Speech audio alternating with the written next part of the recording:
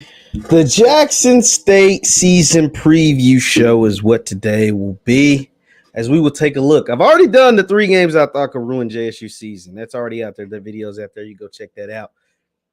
But we're going to take a look ahead at the defending SWAC East champs, SWAC champions, and representatives of the SWAC in the Celebration Bowl, albeit they lost. I'm going to preview their season, talk about some of the guys that I think will stand out, some of the guys that I'm hearing are standing out, and names you need to remember before the season. And don't say I didn't tell you before they broke out during the 2022 season. Let's get it after the bumper. Stay tuned.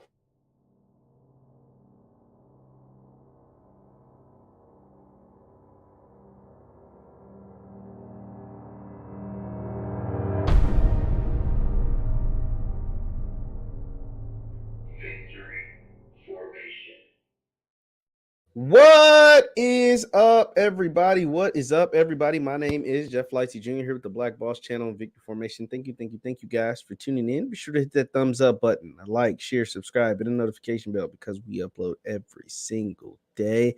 Now, we are here to talk about Jackson State and their season preview. Jackson State are the defending SWAC East champions.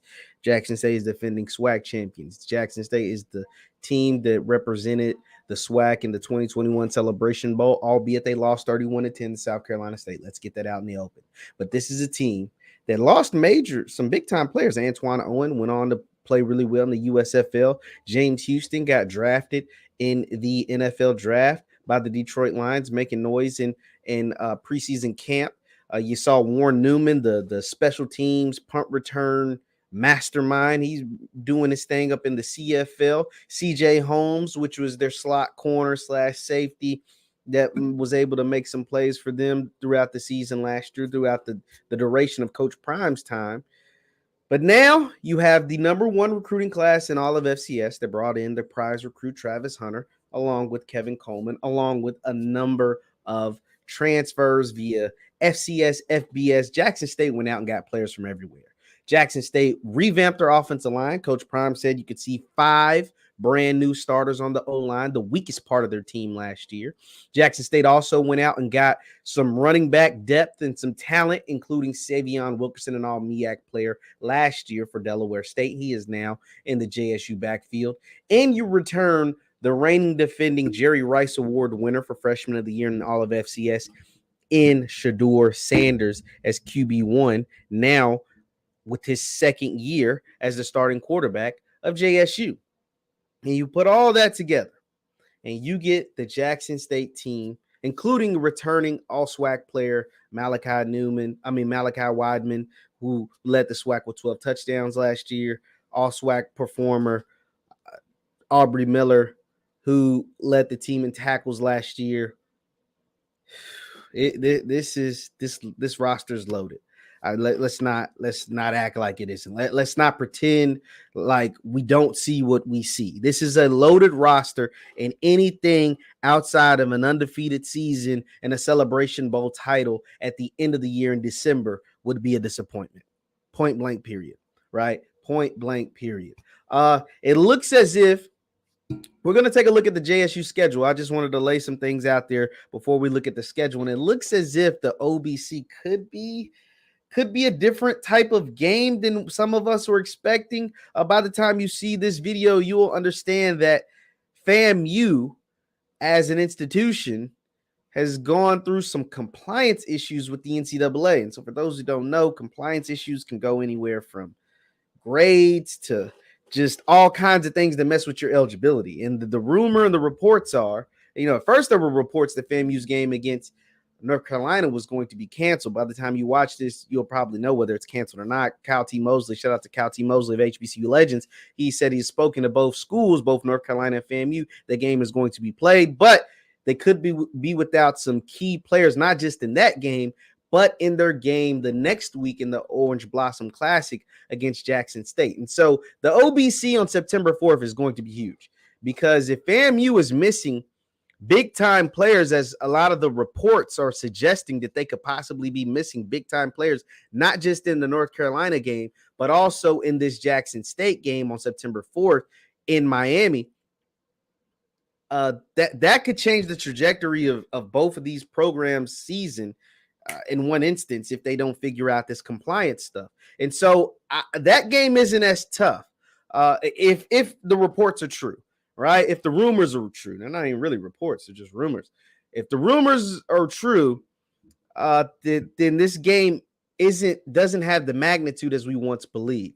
But the second game in Memphis, the last Southern Heritage Classic, as we know, is huge because Tennessee State is going to have a dang good team. Coach Eddie George is bringing in a new quarterback, Draylon Ellis, which is one of the top quarterbacks in all of FCS last year at Austin Peay. Tennessee State brought in new pieces on the offensive line. Tennessee State has some nice pieces on the outside. Tennessee State has upgraded their defense from last year. So Tennessee State, who couldn't block Jackson State, they couldn't block James Houston. I think James Houston had 4.5 sacks in that game. So Tennessee State understands that Jackson State is going to send pressure and play man-to-man, and Jeremy Hickbottom, bless his heart, didn't have a chance in the world last year as the starting quarterback at Tennessee State trying to get the ball out while James Houston and company were all in his face the entire game. 4.5 sacks for one young man is just ridiculous. The next week, September 17th, against Grambling. So if I'm not clear, I think JSU wins both of those games. The next week against Grambling is going to be awesome. One, because the Grambling fans continue to let the Jackson State fans know that they haven't beaten them in Jackson in several years, right? But Grambling, by week 3, I think they will have their quarterback situation. Well, technically it's only week 2. They'll have their quarterback situation figured out. And I'll do a preview of Grambling as well because Grambling is one of my favorite SWAC teams. A lot of indications are pointing that Mr. Hawkins is going to win that battle. A lot of folks thought when Chance Amy transferred in from JUCO via Syracuse, he was going to be the front runner. But someone in my comments will continue to let me know that watch out for Mr. Quintavious Hawkins and that Mr. Hawkins is the guy to beat at Grambling in a lot of reports. Now, Coach Hugh Jackson ain't saying nothing, but a lot of reports are like what they see in Mr. Hawkins down in Grambling. I just don't think Hugh Jackson in his first year with the first-year quarterback is going to have enough to beat JSU. Same with Valley. Valley. The coach is not their first year, but they're a building program. They're a program that's going to give JSU problems. Don't see them beating them, though. Just don't. I mean, I just don't. I don't see Bama State with the new quarterback beating Jackson State. Bethune-Cookman don't have a chance. Campbell is the team that I said could ruin their season. But this game on the 29th in Jackson against Southern is interesting. Southern will have a young quarterback. We all think it's going to be Mr. Bashawn McCray. But so that is going to be interesting. By this week, the JSU offense should be clicking. Shedeur should have Coach Bartolone's offense under wraps. The weapons, we should know who are the guys. I think Sevion Wilkerson by the Southern week will show that he is the premier back in the backfield. I think a couple of receivers will have registered that they are the go-to guys, whether that's Weidman, whether that's Trevante Rucker, whether that's Kevin Coleman, whether that's Quay Davis, whoever that may be, they will have established themselves by then, and I think they'll be clicking on all cylinders. I don't think Texas Southern has enough. I think we have to see what Alabama A&M's defense looks like, and we know they can score points. One thing Alabama A&M doesn't struggle to do is score points, except for when they played Jackson State last year. And Aquil Glass was under duress the entire game. They couldn't block anybody. James Houston was wreaking havoc, and they gave up 61 points and was only able to score 15. Alcorn game is a rivalry game. That's always tough, but I think they'll be able to handle Alcorn. And then the SWAC championship, I think, will be a rematch against Southern. I think the SWAC championship will be a rematch against Southern. And I think Southern will play an even better game than they played the first time, but JSU will finish the regular season, in my opinion, undefeated, heading into the Celebration Bowl. And then come Celebration Bowl time, I will be able to give you, a prediction or whatever. We'll hold that off until then. But the reasons why I believe JSU will go undefeated. One, they went 11-1 during the regular season last year with a terrible offensive line. They went 11-1, including undefeated in the SWAC last year, and they couldn't block anybody. Now, granted, nobody could block them. Nope. No one could block the defensive front between Katron Evans, Devontae Davis, James Houston, of course, and Antoine Owens, no one could block JSU. And they lost Antoine Owen. They lost James Houston, of course. But in their eyes, they replaced the impact of one major superstar, right? In James Houston, 16 sacks, 16 and a half sacks or whatever, with a bunch of guys that they think can, make noise off the edge. The Frankie Burgesses of the world, the Antoine Owens of the world. Not Antoine Owens, the Antonio Doyles of the world. Obviously, Davis is back. He's an all SWAC preseason first team guy. And so they believe that they have improved that. What I think is going to help Jackson State, even if those guys aren't as good, and I don't expect any of them to be as good as James Houston was last year, is that they have improved the back end tremendously. And this is no offense to Shiloh and Al Young and CJ Holmes of last year. And Shiloh will be back at some point. He's injured. He hasn't been practicing.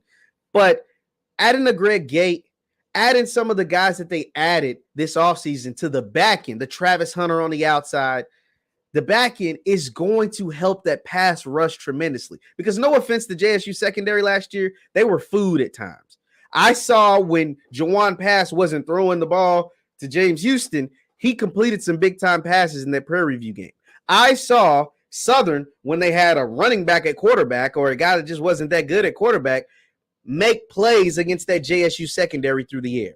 I saw Corey Fields, when he finally got his head on right in the Celebration Bowl, and they were able to block James Houston, he made plays with Shaq Davis. Shaq Davis tore that JSU secondary up last year. You can call it however you want. They did. And so the secondary at times was food. Like when the pass rush wasn't getting there and the quarterbacks actually had time and delivered accurate and on-time balls, the secondary got ate up at times. It was in micro doses, but it was a glaring issue that just fully got exposed in the Celebration Bowl.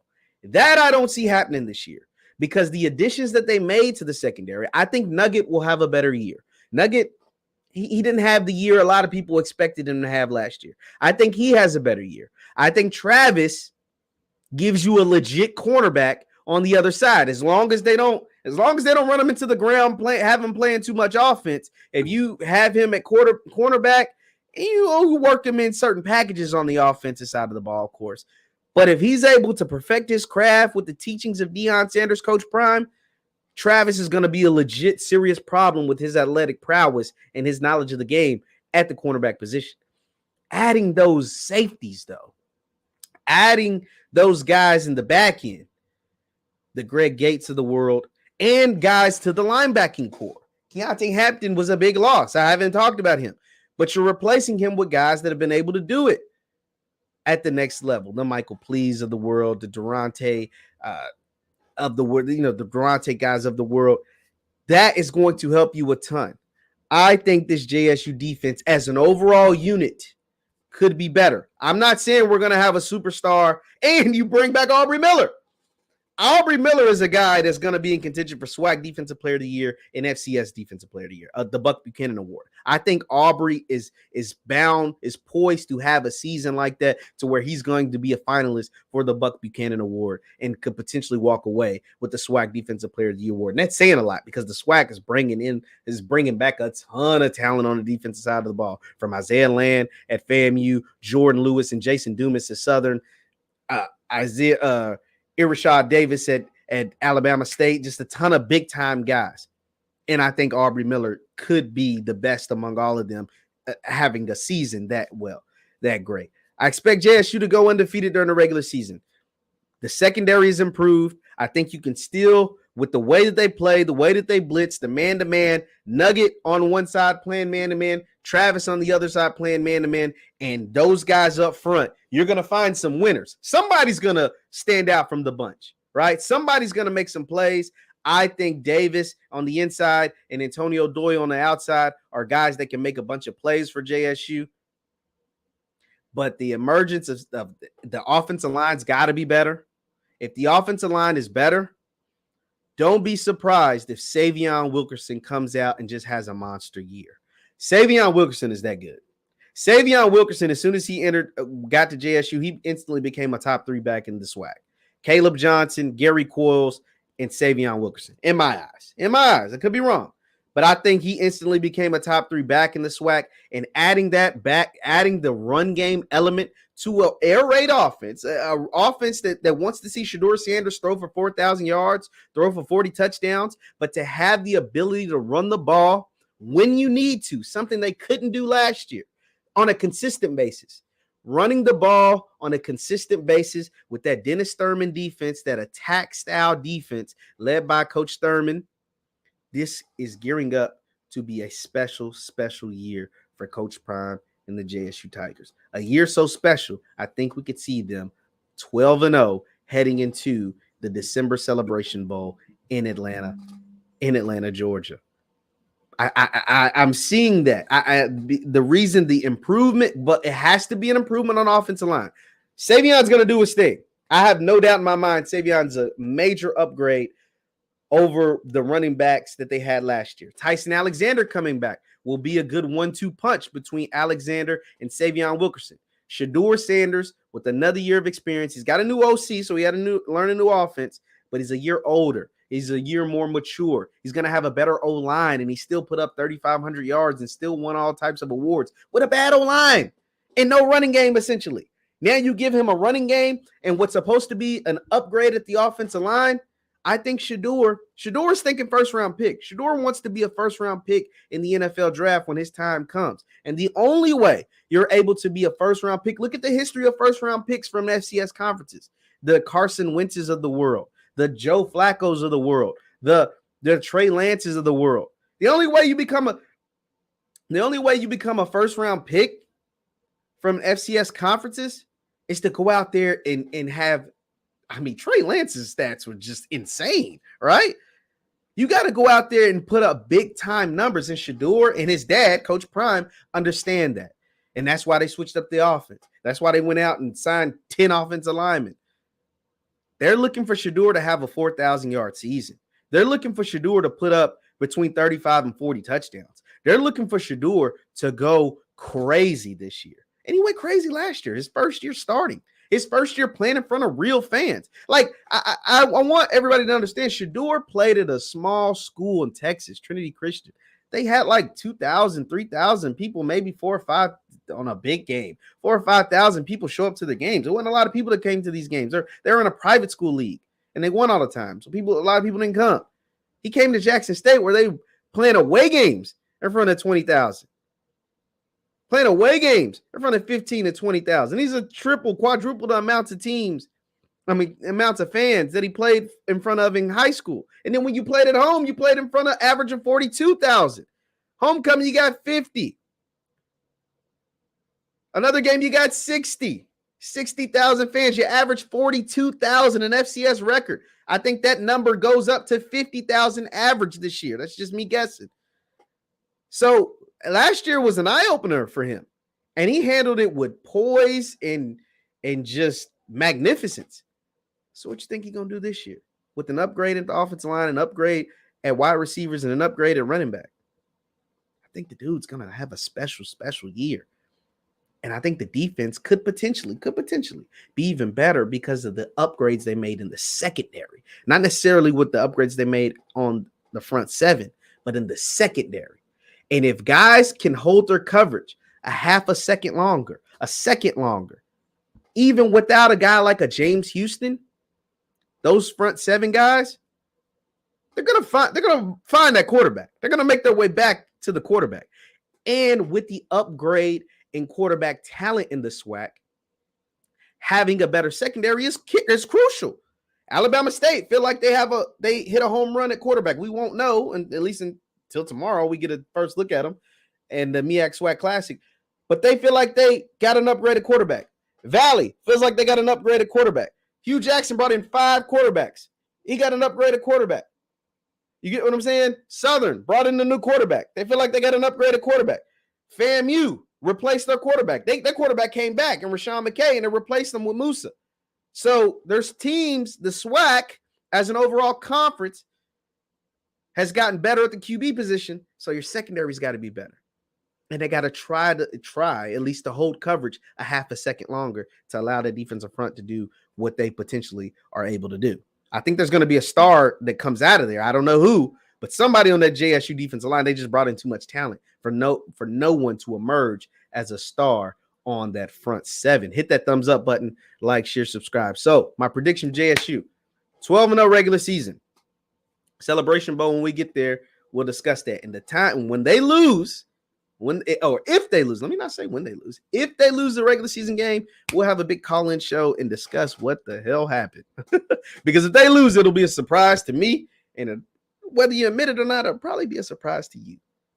Leave your thoughts in the comments down below. Leave your thoughts in the comments down below on the Jackson State Tigers. Coach Prime, Deion Sanders, and the Tigers head into the 2022 season as overwhelming favorites to win the SWAC East and to win the SWAC and represent the conference once again in the Celebration Bowl. Coach Prime said his mission is not just to win. He said, we won last year. We want to dominate. Will they dominate the SWAC this year? Let me know in the comments. Let me know in the comments down below. Once again, my name is JeffLightsyJr. with the Black Boss Channel and Victory Formation. You see it. Hit the thumbs up button, like, share, and subscribe this channel. JeffLightsyJr. YouTube channel. We're on the road to 4K. Also subscribe to the Black Boss Channel. And you can follow me on Instagram and Twitter at JLightsy7. That is on Instagram and Twitter at JLightsy7. Let me know what you think in the comments down below. Thank you guys again for tuning in. Hit that thumbs up button on your way out, and I will see you next time. Peace.